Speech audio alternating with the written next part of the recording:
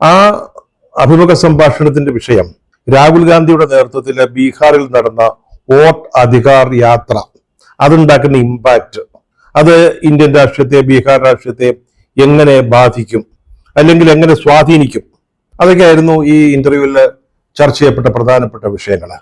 അതിലൂടെ പ്രധാനപ്പെട്ടതായി തോന്നിയൊരു കാര്യം, ഇന്ത്യൻ രാഷ്ട്രീയത്തിൽ നരേന്ദ്രമോദിക്ക് ഒരു ബദലുണ്ടെങ്കിൽ അത് രാഹുൽ ഗാന്ധിയാണ് എന്ന നീരജ ചൗധരിയുടെ നിരീക്ഷണമാണ്. രാഹുൽ അല്ലാതെ മറ്റാരുമില്ല ആ സ്ഥാനത്തേക്ക്. മോദിയെ എതിരിടാൻ, മോദിക്ക് ബദലാവാൻ മറ്റൊരാളില്ല. ബീഹാറിൽ നടന്ന ഈ വോട്ടധികാർ യാത്ര അത് രാഹുൽ ഗാന്ധിയുടെ മാത്രം ഒരു ഷോ ആയിരുന്നു എന്നാണ് നീരജ ചൗധരി അഭിപ്രായപ്പെട്ടത്.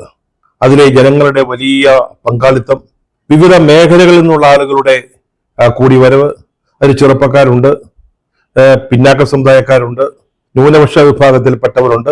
അങ്ങനെ വലിയൊരു ജനക്കൂട്ടം രാഹുൽ ഗാന്ധിയുടെ ഈ റാലിക്കായി കടന്നു വന്നത് അതൊരു വലിയ മാറ്റമായിട്ട്, ആദ്യം ബീഹാറിൽ സംഭവിക്കാവുന്ന ഒരു മാറ്റം പിന്നീട് ദേശീയ രാഷ്ട്രീയത്തെ തന്നെ സ്വാധീനിക്കാവുന്നതായിട്ട് അവർ ചൂണ്ടിക്കാട്ടുന്നുണ്ട്.